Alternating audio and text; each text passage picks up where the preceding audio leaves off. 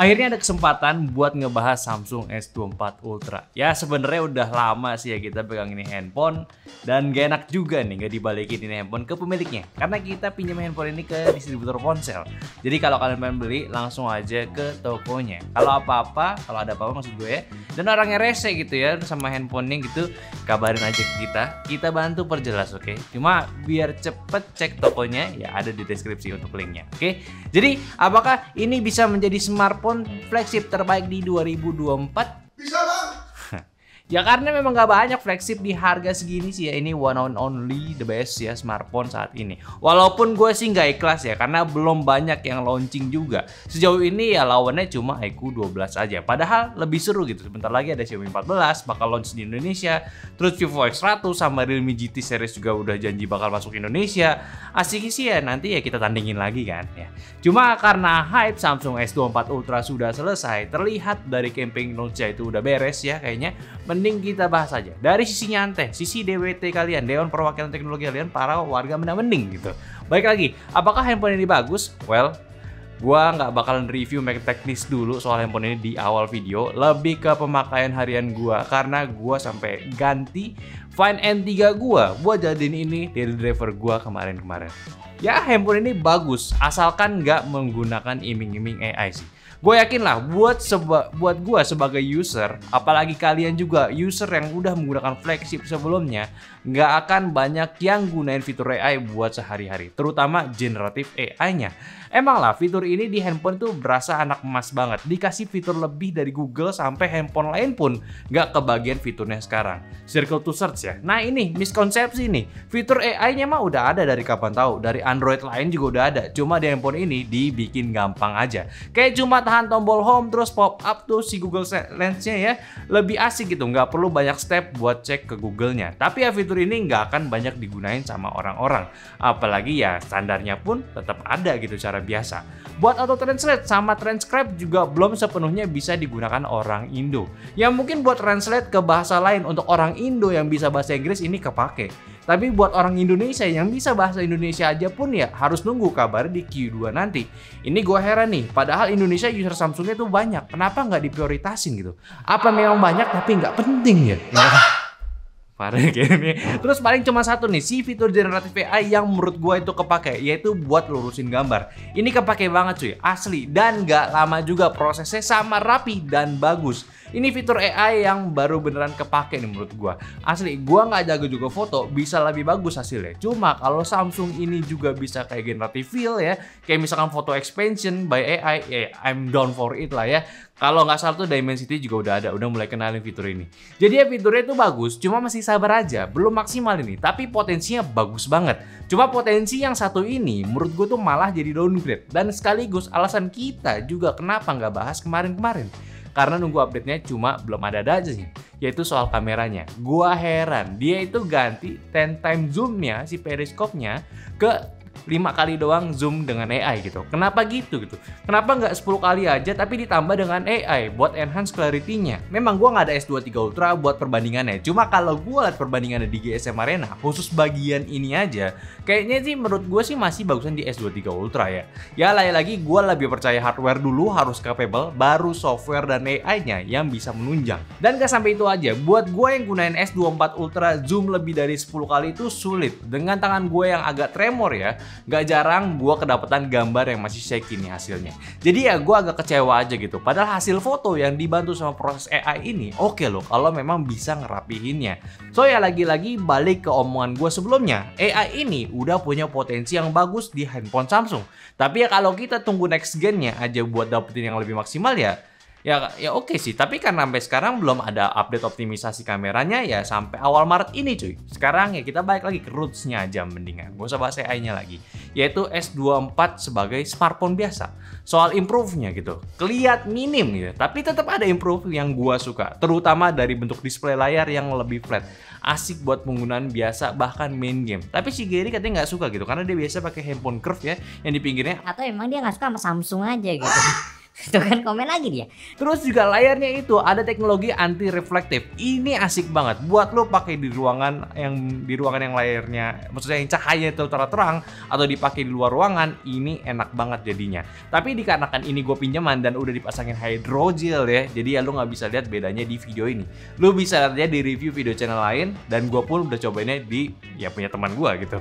Cuma tetap ekspektasi gue langsung turun nih sama yang satu ini, yaitu titanium body. Gua kira karena iPhone Pro series setelah pakai titanium itu bisa nyumbang mengurangin bobot hingga 20 gram, di S24 Ultra pun gua ngira hal yang sama. Tapi sayang, ini tetap memiliki bobot yang sama. Bedanya cuma 2-3 gram pengurangan doang dari generasi sebelumnya.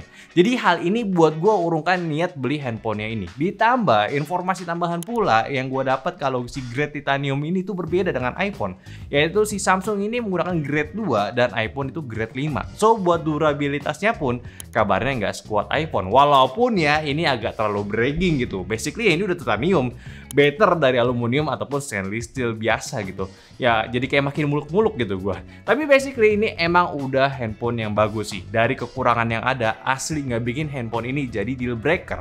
Ini sekedar nitpicking gua aja kok. Gua suka bagaimana si One UI-nya didesain sampai sekarang. Even gua nggak pakai full fiturnya itu udah asik banget. Kayak belum ada yang bisa bandingin typing feel senyaman ini di Android. Dari ukuran layar dengan ukuran keypad itu pas banget. Haptic feedbacknya ajib banget. Ini bener-bener kayak buat lo cari yang nyaman. HP ini one of the best ya. Gak heran banyak yang suka sama handphone ini. Dan memang One UI itu adalah OS terbaik Android saat ini selain stok Androidnya. Namun OS ini adalah OS terkompleks juga. Banyak banget fiturnya yang sampai sekarang gua belum kelar 100% cobain semua fiturnya. Ini ditujukan untuk ke banyak tipe pengguna memang. Dari yang simple tinggal pakai aja, lu suka customisasi bisa tinggal install Good Lock juga buat beragam fitur, utak-atik lock screen dan home screen-nya sampai notifikasi lo, atau mau yang fungsionalitas pun juga bisa di custom di sini. Bahkan Samsung Dex nggak pernah sekalipun gua sentuh sampai sekarang. Bukannya jelek, tapi ya karena gua nggak butuh dan udah terlalu banyak fitur yang gua pakai di Samsung ini. Jadi ketika lu pakai Samsung, nggak heran lu itu sulit buat keluar dari OS-nya ini. Anyway, OS ini sudah di One UI 6.1 Android 14 di update security patch di Maret 2024 ya. Terbaru juga ya. Sedangkan untuk konfigurasi yang gue gunakan ini adalah 12GB, 12GB RAM dan 512GB SSD-nya. Untuk layar secara panel masih sama Dynamic AMOLED Duo X, QHD resolusi dengan refresh rate 120Hz. Peningkatan di sini juga gokil, tingkat brightness sekarang mencapai 2600 nits dan juga lapisan corning Gorillanya udah armor ya. Ini yang terkuat sampai saat ini. Nah, yang masih gue sayangkan, kenapa sampai sekarang Samsung itu belum bisa refresh rate di 1Hz. Yang dampaknya di sini, ini cuma spekulasi gue aja ya, nggak usah diambil mentah-mentah ya. Yaitu gue ngerasa always on display-nya jadi boros ya. Ingat, jangan diambil mentah-mentah ya. Ini gue bandingin sama iPhone gue, kerasa banget bedanya. Nggak tahu gue, cuma setidaknya ya, mungkin kalau bisa di 1Hz, bisa lebih efisien lagi gitu untuk penggunaan dayanya, apalagi buat di always on display-nya. Tapi kalau dibalikin lagi, layarnya bagus atau enggak, no comment. Dari ukuran yang besar, gua puas banget buat ngelakuin apapun di handphone ini. Asli, ini enak banget. Main game, nonton, kerja, asik banget. Buat multi apps, jalan bareng, itu wah enak parah gitu. Komen gua cuman ngarep bisa 1Hz aja sih ini di Samsung. Udah layar terbaik banget tuh. Nah, sekarang soal Snapdragon 8 Gen 3 for Galaxy-nya. Sebenarnya sih ini adalah chipset untuk statement aja. Karena pada dasarnya basic 8 Gen 3 aja udah ngebut banget. Nggak bakal kerasa juga perbedaannya apalagi untuk smartphone non-gaming. Atau setidaknya untuk smartphone buat nunjukin performance-nya kayak begini. Lo expect ngebut di stabil game pun Genshin lama-lama sih ya sebenarnya gila. Ya tapi ya lo bisa lihat nanti ya. Nah sebelum gue masuk ke pengetesan performance-nya, ini handphone pun sama kayak iPhone 15 Pro gue ya. Dan nggak banyak yang mention, makanya gue nggak tahu nih. Yaitu saat minggu-minggu pertama gue menggunakan handphone ini, ya handphone itu ya panas juga. At least anget lah di genggaman. Ya sebenarnya nggak apa-apa, hanya untuk info aja ke kalian. Gue pun sama pas pakai si iPhone 15 Pro itu panas. Tapi yang gue pahamin itu ya ini handphone kan lagi optimisasi cara kita pakai. Dan setelah 2 minggu gue pakai, ya udah jarang banget panas bahkan saat digunakan di luar ruangan. Sama kayak iPhone gue juga. Dan untuk testing benchmarknya sendiri ya lumayan nih, walaupun nggak wah karena gue langsung disambut sama Antutu V10 yang cuma di 1,6 juta doang. Satu bukti penamaan for Galaxy di 8 Gen 3 itu ya sekedar statement, bukan untuk tunjuk GB. Geekbench tapi di sini lumayan nih. Skornya itu di atas IQ 12 kita yang pernah kita coba. Kelihatan dari single core-nya itu kenceng banget karena frekuensinya itu ditingkatin jadi 2243. Namun untuk multicore itu sama kayak di IQ yaitu di 6834 poin. Wildlife score-nya pun juga gede tapi sedikit di bawah yaitu di 18 ribuan. Sedangkan slingshot-nya itu sama di 19.900-an poin. Ya dari sini sebenarnya kelihatan ya skornya itu tetap outstanding. Cuma balik lagi ini handphone nggak kayak iQOO atau smartphone gaming lainnya yang memang max out performance. Jadi ya masih di angka yang menurut gua sih wajar ya. Nggak kecewa juga kok gua walaupun untuk stability testnya di 3D Mark itu cuma di 44% dan CPU stress test itu ya nggak bagus-bagus amat. Setelah 10 menit itu udah turun di ranah 70-an% performance-nya. Ya selain dari S24 Ultra ya ini bukan handphone gaming. Kalau kita lihat pun untuk pendinginannya juga ya nggak besar-besar amat walaupun sudah di-upgrade. Makanya ketika handphone ini sudah naik suhunya, pasti sensor thermalnya akan aktif untuk menjaga handphonenya itu nggak overheat. Dan untuk testing game sendiri agak simpel, cuma sedikit teknis bahasnya ya. Seperti biasa, Samsung S24 Ultra dan serinya itu ada fitur untuk booster gamenya dan untuk pengetesan game semuanya kita tes di settingan resolusi QHD-nya ya. Oke, pertama dari Mobile Legends. Yang pertama dengan frame booster on dan juga settingan lainnya on juga pula.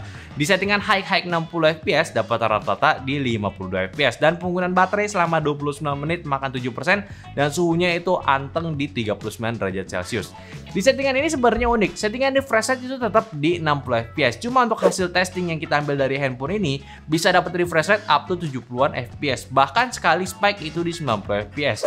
Ya sebenarnya sih oke, tapi gue kurang paham ini hasil frame generation atau ya memang secara sistemnya itu nge-bypass FPS cap di gamenya aja. Tapi emang secara grafik itu kayak rumput banget ya, naik turun banget. Jadi emang kurang jelas nih maksudnya seperti apa. Tapi kenapa nih dapat average FPS-nya cuma di 52 aja? Itu kelihatan pas di bagian akhir juga yaitu udah mulai stuttering, ini kayak udah mulai kurang stabil aja. Tapi selama 15 menit permainan sih ini aman banget ya dari cat rumputnya itu nggak parah turunnya. Sekarang kalau settingan boosternya mati, di settingan yang sama itu high 60 fps bisa dapat rata-rata FPS di 58 dan penggunaan selama 24 menit cuma makan 5% aja dan suhunya pun juga tetap sama di 39 derajat Celcius. Di settingan ini udah jelas settingan paling aman buat lo main game tanpa fitur-fitur eksperimennya Samsung. Di settingan ini udah jelas settingan paling aman buat lo main game tanpa fitur-fitur eksperimen. Lo bisa dapetin FPS gaming yang emang jelas sesuai settingan Mobile Legends-nya yaitu di 60 fps. Jadi ya tanpa settingan game pun ini handphone udah nggak ada masalah buat lo pakai. Tapi yang bisa lo ambil catatan di sini untuk bermain game selama kurang lebih setengah jam di game ini handphone masih tergolong irit baterai dan juga suhunya adem banget.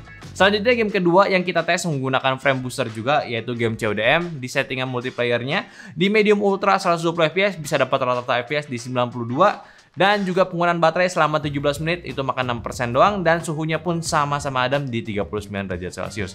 Sama nih seperti di Mobile Legends, chartnya itu naik turun gitu, tapi karena settingan gamenya itu di 120 fps ya nggak kayak Mobile Legends settingan 60 fps ya, jadinya malah fluktuatif ke bawah nih FPS-nya ya. Bisa dilihat dari range saat bermain game itu bisa dari 120 fps naik turun ke 90 fps. Jadi ya itu malah kurang nyaman buat dipakai main game. Nah di sini yang gue bingung nih kenapa bisa seperti itu. Padahal dari segi suhu itu masih sama-sama adem, tapi malah performance-nya malah jadi naik turun nih. Beda kalau saat mode standar ya. Di settingan yang sama juga bisa dapat rata-rata FPS di 102 dan penggunaan baterai 18 menit cuma makan 6% doang dan suhunya pun tetap sama di 39 derajat Celcius. Yaitu dia bisa kasih performance yang jauh lebih stabil, fluktuatif itu bener-bener tipis, nggak ya cuma turun ke kisaran 110 fps aja. Jadi di posisi ini gue heran sih tugasnya frame booster itu seperti apa. Di Mobile Legends itu lumayan lah, bisa naikin sedikit FPS ya. Tapi kok di CODM malah bisa naik turun nih FPS-nya. Jadi agak aneh gini ya. Tapi ya udahlah, kita langsung bahas ke Battle Royale-nya. Ini yang simple aja, settingannya smooth super 90 fps, dapat rata-rata di 84 fps dan penggunaan selama 15% cuman 7% aja, 15 menit 7% dan suhunya depan belakang itu naik sedikit di 40 derajat Celcius. Yang pertama di settingan game Battle Royale itu beda, yaitu ketahannya nggak di 120 fps. Yang mana nih hal ini wajar banget karena gue pernah juga kayak begini dan memang mungkin masih ketahan juga untuk settingan dari gamenya langsung. Cuma untuk gameplaynya sendiri sih nggak ada masalah buat main di sini. 90 fps itu cukup stabil, paling suhunya itu naik 1 derajat dibanding multiplayer dan itu masih aman menurut gue karena ini game Battle Royale bukan multiplayer. Selanjutnya kita game ketiga yaitu game PUBG. Di settingan smooth, extreme plus 90 fps. Dapat rata-rata FPS di 86 FPS dan juga penggunaan selama 27 menit itu makan 9% dan suhunya itu di 41 derajat Celcius depan dan belakang. Nah, kalau game ini gue amazed Samsung S24 Ultra bisa unlock settingan refresh rate itu sampai Extreme Plus, yaitu 90 FPS. Sangat-sangat jarang ada settingan unlock kayak seperti ini. Dan untuk gameplaynya pun juga tergolong anteng banget, nyaman banget main game ditambah gyro yang aman, speaker juga oke, ya tinggal main PUBG aja lah. Ditambah layarnya besar, juga enak buat spotting lawan di handphone ini. Udah enak banget. Terakhir, untuk game yang pasti buat ngetes performance yaitu Genshin Impact, yaitu di high 60 fps, dapat rata-rata di 55 fps dan penggunaan selama 28 menit cuma makan 12% doang dan suhunya maksimum bisa sentuh di 44 derajat Celcius. Di handphone ini jelas lumayan panas buat main game ya, di Genshin Impact tentunya di 44 derajat Celcius. Tapi sisanya ini punya experience yang asik banget. Pertama, stabil dan main game 30 menit itu nggak throttling. Ya sekali lagi abaikan buat spek bawah karena itu pas lagi teleport sama menu pindah dungeon doang. Jadi secara overall lu kalau mau main game ini oke banget asalkan punya cara atasin suhunya kalau kalian masih nggak kuat megang handphone ya simpelnya pakai casing aja. Ini real bro, enak banget. Jadi sih ya, untuk bermain game saat gunain Samsung S24 Ultra unexpectedly jauh lebih aman dibanding kalian tadi lihat stress testnya yang kelihatan tidak stabil. Ya memang di sini adalah kemampuan 8 Gen 3 si Snapdragon. Memang saat di stress test performance 8 Gen 3 itu akan keluar semua sampai batas tertentunya dia. Cuma di 8 Gen 3 S24 Ultra untuk game-game yang kita tes barusan, gua rasa sih nggak perlu utilize 100% performance-nya. Jadi untuk suhu masih di ambang batas yang wajar ya. Thumbs up lah buat si handphone ini. Oke, kita bahas soal baterai. Di sektor ini nggak memiliki improve yang besar. Dari kapasitas tetap sama 5000 mAh maksud gua, dan juga di pengecasan 45 watt juga. Jadi untuk menjaga kapasitas paling bener sih ya di S24 Ultra itu memaksimalkan efisiensi yang ada pada chipset terbarunya aja. Terus buat konektivitasnya udah 5G, seri Wi-Fi 7 juga, Bluetooth 5.3 dengan pengamanan fingerprint di layar. Sensornya juga komplit juga, jadi udah oke. Nah, untuk kameranya nih, kita langsung aja. Kamera utama di 200 megapiksel, telefotonya 10 megapiksel, periskopnya 50 megapiksel, dan ultrawide-nya di 12 megapiksel. Sedangkan kamera depannya itu di 12 megapiksel punya ya. Beda secara signifikan dari generasi sebelumnya itu ada di kamera periskop yang sebelumnya itu 10 kali optical zoom 10 megapiksel, sekarang cuma 5 kali optical zoom tapi megapikselnya naik. Apakah ini bagus? Ya selama gue experience foto-foto menggunakan handphone ini, gak banyak yang gue komenin. Kalau dari kamera utama aja handphone ini tuh udah jelas on top of the line, kualitas fotonya bagus banget. Dari warna yang konsisten, gak aneh-aneh, dan hasilnya itu eye-pleasing semua buat gue. Asli kayak gue gak perlu lagi jelasin satu persatu gimana kualitasnya, terkhusus di area yang cahayanya bagus. Pasti foto lo jadinya tuh bagus lah. Ditambah dia memang punya beberapa mode untuk foto telenya juga. Kayak gue tuh sangat terbantu, nggak perlu dekat-dekat lagi buat foto dan hasilnya bagus. Tapi dengan catatan kayak gue perlu latihan muscle memory gue dulu biar nggak gampang tremor pas foto. Karena nggak sedikit juga gue di awal foto tele itu gambarnya ngebayang karena gue itu masih getar-getar tangannya. Ya gimana ya, mau bilang jelek sih sulit juga kalau misalkan di bagian foto. Tapi yang satu sih yang gue harapin dari Samsung itu yang harusnya capable juga, yaitu bermain di ranah industri kayak iPhone. Mungkin terlihat berlebihan, cuma setelah iPhone nunjukin kemampuannya, gua rasa Android itu perlu ada yang bisa ngehajar ini. Nah, Samsung S24 Ultra harusnya capable. Jadinya selain teknologi AI yang bisa ngehasilin foto dan video oke untuk digunakan sehari-hari, kalau bisa ya dari segi industrinya pun diimprove juga. Tapi pada akhirnya Samsung adalah Samsung. Mungkin kita selalu komplain tentang Samsung juga. Cuma ya mau dibilang apapun, Samsung punya kapasitas teknologi yang jauh dibanding brand-brand Android lain. Plus premiumnya juga dapat, jadi buat digunakan sehari-hari sebagai penunjang kerja ini bisa banget. Oke, ini adalah perekaman dari S24 Ultra. Sebenarnya sih kalau cobain ngevlog ya, ini gue coba backlight ya, dia masih bisa highlight muka sih, ini gokil. Salah satu hal yang mantap sih dari Samsung.